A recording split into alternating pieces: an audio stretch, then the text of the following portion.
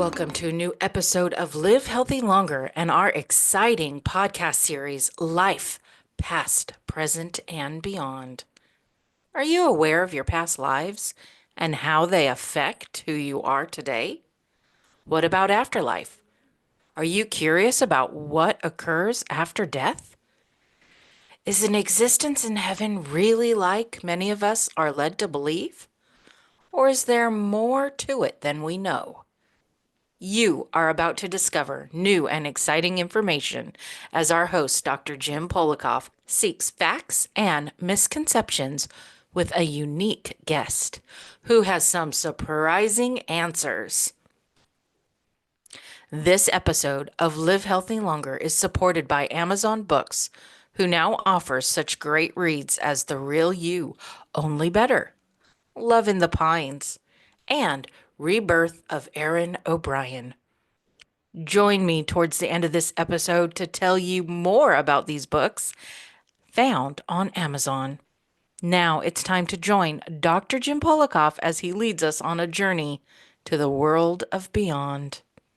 I'm Dr. Jim Polakof and excited about this episode because we're going to discover some of my past life experiences and what life after death is all about. Consider the father of psychology. Sigmund Freud once said, "The patient cannot remember what is repressed in him, and what he cannot remember may be precisely the essential part of it." Dr. Christina Lopes, a life coach who bridges science and spirituality, states, "The thoughts in your subconscious mind shape your reality much more strongly than the ones you generate in your conscious mind." Scientists have used the image of an iceberg to illustrate the difference between the conscious and subconscious minds. The tip of the iceberg that's above the water represents the conscious mind, while the larger portion of the iceberg that's submerged portrays our subconscious mind. Yes, there's growing evidence that our past lives strongly influence who we are today. So how do we discover who we were? There are two viable options. We can recall past lives with a therapist who's skilled in hypnosis. However, some of us may be resistant or uncomfortable with this technique. The second option is to find a reputable psychic medium who specializes in this field. Now, at one time, my scientific training resisted the idea that psychics were credible. I couldn't buy a swami looking into a crystal ball, or a seance beckoning spirits in some dark room, and I still don't. However, my research has since confirmed that there is indeed credible evidence that certain psychic mediums do possess the intuition, training, and skill to lead us into discovering our past lives. Having said this, I wouldn't invite a medium to my podcast unless that psychic convinced me that his or her abilities were genuine and real. My guest for this episode is Katie Smith, a highly respected psychic medium who practices in Charleston, South Carolina. Recently, I actually engaged in a past lives 1-hour session with Katie, and I have to admit, I found actual credible evidence in our reading. She identified situations and traits that only I would know. Most importantly, things came to light that have influenced who I am today. During this episode, you're going to actually hear recordings which took place during our session. I, for one, believe that being able to recognize portions of our past lives can influence our ability to make this lifetime more meaningful and productive. We'll also gain more insight about what happens after we die. It's my hope this episode will open your mind to the possibilities which exist, past, present, and beyond. So let's get right to it. Welcome, Katie Smith. Hi, how are you? I'm fine, Katie. It's good to have you. Thank you for having me. My pleasure. Now, apparently, Katie, your connection to the world beyond became apparent to you when you were actually a child. You spoke of angels and past lives, people you never even met. So why don't you tell us about your early formative years? Sure. So it's my belief that there are born mediums, and then there's people that can pop into mediumship or study it to get better at it because it is a language. For me, I was a born medium. So this meant when I was really little, even like 2 and 3 years old, I was telling my parents how to plant crops based on some old like Native American traditions that, of course, there was no way that I could know that. I would be talking to ancestors and I would describe them, and my mom would be like, "How do you know my grandparents?" So there were things that would happen in dreams actually that ended up coming true that would be like on the news and things of that nature as I got a little bit older. So there was always, this was always with me. And so were my angels. I would be playing and they would be there. I mean, a lot of times people refer to them as like a, you know, imaginary friend. But for me, I've literally called them angels and I always had them around me. So my parents, especially my mother, was like, all right, I'm going to write this stuff down and just kind of go with the flow. But it was a very interesting way to start my journey. So did your parents freak out a bit, when you came up with all of this? Not freak out, but definitely had a lot of questions. I was born in upstate New York, Italian Catholic, so I know Catholicism very well. That's how I was born and raised. So they were like, "Wait a minute, this goes against some things that we learned." So beautifully, they had an open mind, and that led to really the life that I live now, which I'm very grateful for.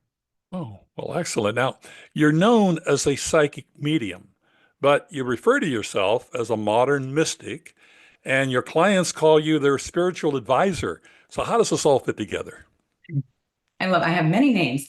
But it really is dependent upon what the need is of the individual. So I know that I can connect in with your soul psychically, anybody's soul who has a physical body that's psychic. I can connect in with those that do not have a physical body. I can communicate with their soul, and that's mediumship. But I also believe that spiritual advising is more about like what's going on in your life now. And that's connecting in with spirit guides and kind of helping you see your life from a spiritual perspective. And then I myself refer to who I am as a modern mystic because I believe in all the magic, all the woo, all the amazing things that the universe can do. But I am modern. I understand that we live in a modern world and there's things in this world that we just can't forget about or we can't sidestep. So I try to merge our modern lifestyle with the magic of the universe. Very well stated. By the way, you mentioned spirit guides. I mean, do you actually have a spirit guide or several guides that you connect with when you're doing readings? Absolutely. I believe everybody has a main spirit guide and then several other guides, some that stay with you your whole lifetime, some kind of come and go depending on what chapter you're in your life. I met my spirit guide when I was in my early teens, like actually maybe before that, like tweens. But for me, a spirit guide, we all have one and they walk with us in this life. My belief is that they've walked with us in other lives and we kind of like rock, paper, scissors, who's going to stay back and who's going to go and who's going to help each other out this time. So I feel very connected to my spirit guide. I do like to help people connect with their spirit guide in a way that's very, again, modern and tangible.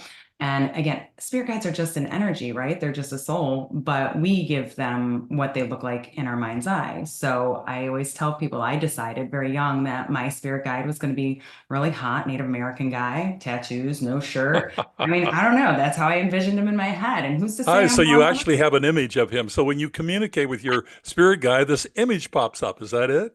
Absolutely. Perfect way to say it. So everybody has that ability. Like make an image, make a name, do whatever you want. Because they know that that's not what they quote unquote look like or the name, that's not their name, but it's what you feel connected to when you connect in with their energy. So again, there's no right or wrong here. It's just give them something that your mind can connect to because we all are humans. So we all need that, human connection and human form to be able to really feel like we're connecting in with them and communicating with them. So that kind of ties into what I was going to ask you next, because you describe your sessions that you have with clients as soul readings. How does your approach enable us to discover our past lives, and what does this mean in our current lifetime? What you find from your past lives? Sure. So not every session, I like to call them soul because not every session is going to go the same way. They're all very different. I do have a lot of people that come in and they're like, I'm nervous. I don't know what's going to happen. And I'm like, hey, guess what? I'm nervous too. I don't know what's going to happen. But we do like to put down a general intention. And so if your intention is to go into past lives, we will go there and we will find the symbolism necessary to help you move forward in your life. Now, other sessions are primarily based on connecting in with those that we've lost here in the physical world. So that's more mediumship. And then others are like, what's coming up? What's my love life looking like? What kind of business info do I need to help me move forward on my path and live in a life of abundance? And that's more of like psychic work. But if you put all that together, that's all about soul communication. Whether we're communicating with your soul, the soul of another with a body, or the soul of another without a body, it's all communicating with souls. That's why I call them soul readings. Right. But we, of course, never see our souls. That's something that's transparent. It's just part of us. And obviously, when our body goes, our soul remains. But we're going to get into that a little bit later, actually. Yeah. I think the best way for my listeners to have a feel for what a past life reading consists of, let's listen to a portion of my session with you. I'd asked you to discover a couple of examples from the past which served to influence my present life. And the first recording that we're going to play dates way back. I was attired, hard to believe, I can't imagine it, but I was attired only in a loincloth, and I lived in an early civilization. I don't know if it was a jungle or what it was, but way back that you described. So let's listen to that for a moment. Feel like I'm getting into a village and I do feel like I'm looking at your soul.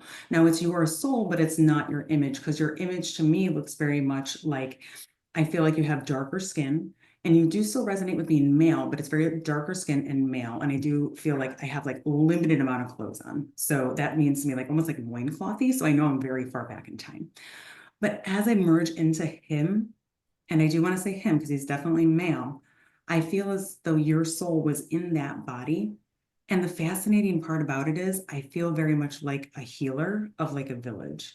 I feel like connecting with others and healing others and listening, being a very good listener of others is what this soul lifetime was about. And the reason I feel like I'm starting here is because it's interesting. My throat is getting a little bit closed up. So I feel like you didn't finish what you meant to do in that lifetime, which is very much what you're doing in this lifetime in an ultra modern way. Okay, well, what an accurate observation, Katie. It's interesting that at my current stage of life, I feel the need to give more. I feel a need to contribute to healing. So currently, and I have, this gets into the political a little bit, but currently it bothers so many people that our nation is divided. I mean, there are some 49% of Americans today who are hurting or deeply concerned about the future of our country. But more importantly, our country is divided against each other. And I personally feel the need to try to at least bring some of these people together and help us heal. So whether my mission is to accomplish this by fostering spirituality, like these podcasts that I'm doing in this series, or address this division in a more pragmatic manner, I'm really not certain. Perhaps both. Does any of this make sense to you? Absolutely. And honestly, I'm so grateful that you're doing it because it is sad. It is something that hurts my heart, but I do think it is a catalyst for people like you to really dive in and do what you are meant to do in your purpose. And again, your purpose isn't just because of recent events. Your purpose dates way back to loincloth days. It dates way back to all the different lifetimes you had. Your purpose, in my opinion, is a combination of all the past lives you've had, all the things you've tried to do and you wanted to do, but you didn't get to do. And it's like you get to do those things over and over. So for some, it's like, oh, I got to come back and do it again. But for others, like yourself, it's like, yes, I get another opportunity. And this time, I really do want to help bridge that gap between those with different beliefs or those that just maybe need a different perspective. And so your purpose, like you're living it out. And I love that we can see like where that might be coming from when we dive into your past lives. All right, so let's go a little further. We won't go quite as far back now, probably to the foggy days of London town, you might say. Now, since so many people are gender oriented, and that kind of shocked me when I found out it might be difficult to wrap our minds around having a past life as both a man and a woman. And I've obviously always thought of myself as a man, although in an earlier reading a couple of years ago, it was pointed out that I probably was a woman. But why don't we listen to a portion of our session where you actually identify me in a different gender in that past lifetime? I feel like I'm popping into another lifetime. So if you will, we need to kind of go back into another lifetime, because as I bring up women, I do feel like I'm connecting in with one of your lifetimes as a woman way. But I know that it's that lifetime in which you were like, I will never let anyone take my power again. And the power is in the visual, and the visual is around the head and the hair. So it's very indicative of a past life in that way. And also that makes sense then too, for the belief system that you had then and not being able to share it. So it's become a mission in your soul and in your solar plex to share. Being here as you as a woman and then having your power taken away, it's indicative of sexual trauma, right? And I do see this like not going, it's interesting because I do get the number 17 to 18. So that means to me like that is like an age time frame in which I'm at. But I also feel like I have like it's almost like a pilgrimy looking dress. Like I feel like I have a big long dress on with like almost like an apron type thing over it. Very like muddy and dirty. I also feel that as well. Almost could be actually like, it could be, I almost feel like I'm in like London time frame too. Like I feel like I'm in London. Does that all make sense to you? Well, yes. Or hungry, not being seen, not being heard, having your power taken away, not being able to have a fulfilling life. And that is very much, I have to say, again, I'm not just, it was tragic, but it's a catalyst. So, Katie, that explains why I tend to oftentimes be assertive when I'm fighting for a principle or a cause. Could it be the reason why I've often fought for others during this lifetime? Does that make sense to you? 100%, 100%. Like we're saying, each and every one of your past lives like come together to make your purpose. So again, this is a beautiful thing that has happened from such tragedy. Your soul has learned how to take that and apply it not only to your soul development, but to the development of others and the healing and the helping of others. So it's like almost that martyrdom. You're like, okay, that life was a little bit of a martyrdom life, but that's going to help me and it's going to help so many other people in the next life.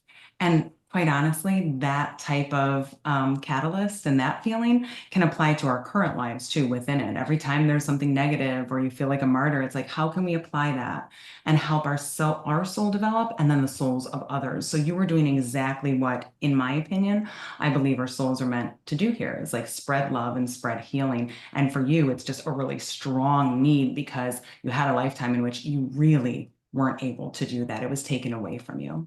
I have to admit, it was a shocker to find out that, well, first of all, I was a woman in a past life. And I guess I've possibly been a woman many times before, depending on how many past lives I've had. But it was a shocker to find out that I was raped and I was murdered.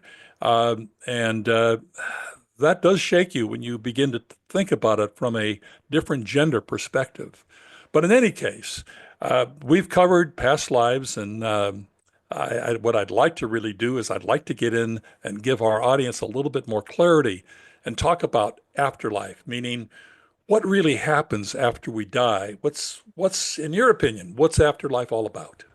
Okay. I love that you say in my opinion, because even though I've done a ton of research like you, and I've learned what others have found through like near-death experiences and past life regressions, from my perspective, what I believe happens is that when we do pass over, I do believe the body lifts out, the spirit lifts out of the body, right? So it's that out-of-body experience feeling. And I do believe that there's this light that we feel and we see.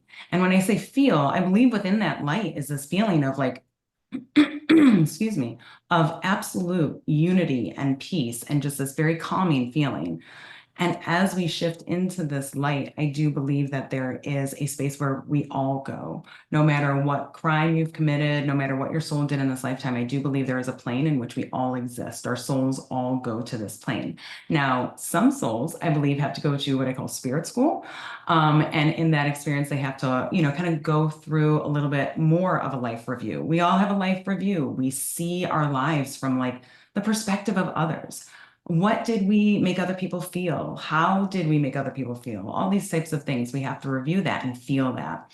Others might have a lot of negativity associated with that. And so they have to go to soul school before they reincarnate, really learn a little bit more about how to do better, right? And then the others, we get to decide what our next life is going to be. We meet up with all our soul family. We get to like have this, I like to think of it as a breath of the in between our lives. We get this beautiful breath of peace and unity and clarity.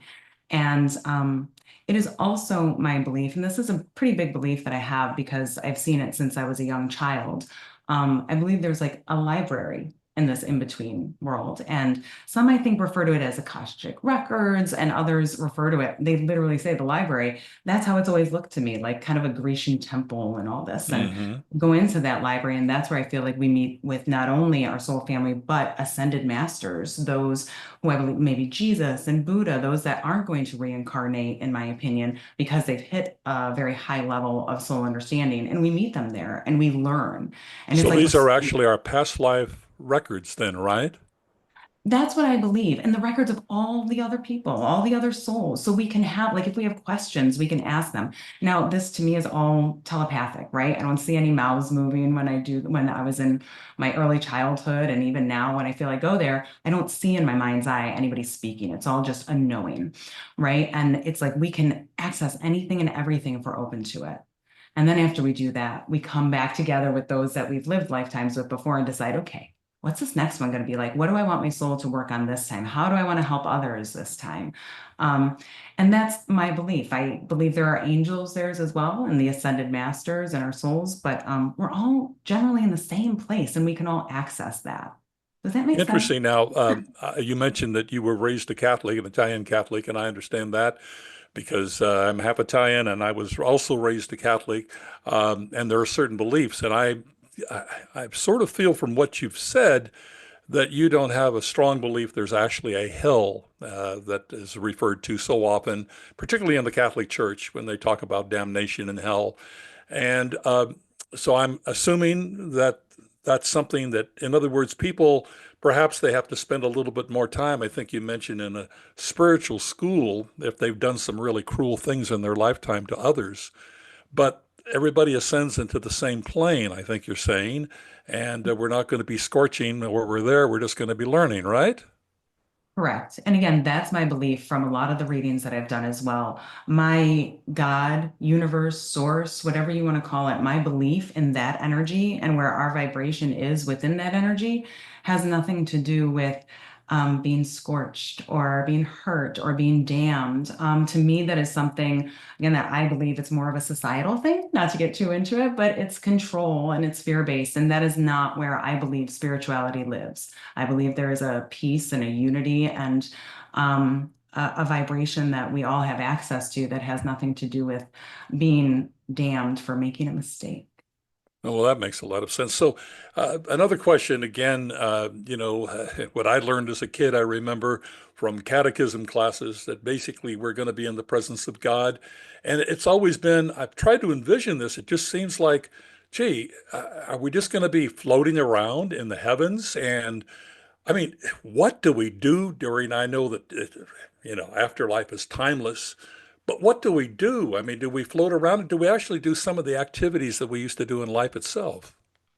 That's an interesting concept. And honestly, in my mind's eye, in this place of the in-between, to me, it's very much of a garden. If I'm not in the library, it's a garden. I believe our souls, while we're there, we do things that comfort us. But again, it's not going to be based in the physical body. So if it comforts us here while we walk this lifetime, if it comforts us to think that we're like gardening or we're driving out in a field and having a beautiful day, like if that comforts us, absolutely, because the point is there we're comforted.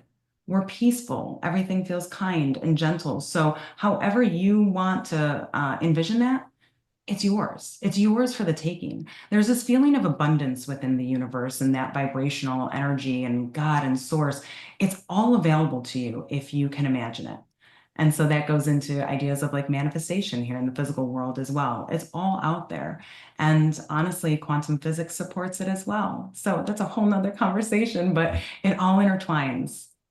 Well, we won't so much get into quantum physics, but I think what you're really saying, if, for example, if we enjoy one of our great experiences was walking along a beach and listening to the waves, we could experience that again. I think you're saying it's our imagination. I've heard there are also other planets that we're not even aware of right now that we actually can visit if we want to.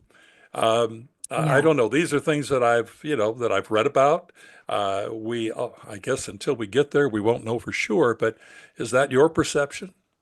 I do believe in that. Yes, I believe it's infinite, just like space. It's an infinite possibility type of place, right? So, other planets, other energies. And again, this goes into a huge realm of discussion when it comes to like extraterrestrials and what we believe is happening in quote unquote outer space.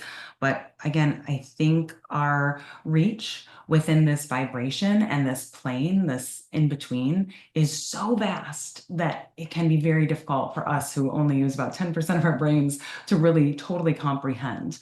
But it goes back to, again, that feeling. Like, yes, we can imagine walking on the beach, but how do you feel walking on the beach? When you don't have a body, you have access to that feeling as often as you want. Interesting. Now that is very interesting. So we've covered past lives and we've touched on afterlife. Let's look into the future. So it's time, obviously, if we've had past lives, we're going to have to, well, we're not going to have to, but if we choose to return again, I believe this is referred to, of course, as reincarnation. How do we go about choosing a new life? Are we helped by our spirit guides? Is our research part of this? How do you see the process of, all right, here's what I want to do or be, who I want to be in my next life? That's a good question. To me, again, what I feel is a karmic contract. I believe that while we're in this space in between, we have very strong connection with our souls, and we're able to see what do I want my soul to learn? Because I do believe it's every soul's agenda to learn how to love and to forgive and to really create a space of like gratitude and healing, all the most positive emotions you can think of. Like, how can we access those even amidst negative things happening to us? And again, our Earth Walk is a beautiful place to do that. So I believe there's an agenda based on the past lives, the things that we haven't been able to accomplish. And I think there's some markers in there. My belief, based on all the readings that I've done, is about 90% of our life is choice. We get to make so many choices, which is beautiful, sometimes daunting, but it is beautiful. Which And ties into this concept of free will, of course. exactly, exactly. 10%, right? 10% are these destiny moments. That's what I think we map out prior to coming here. Like, it's a connect the dots. Here are the 10, like, here are some things that I want to work on while I'm there. And I definitely will get to certain points within my journey that will help me access that learning, but it's my choice whether or not I actually do the work.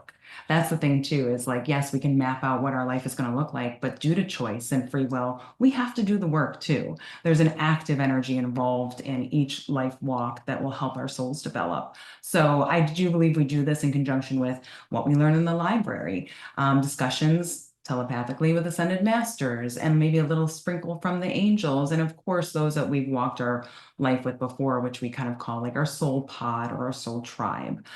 So we all kind of come together in that way and decide, all right, this is what this one's going to look like for us. Good luck.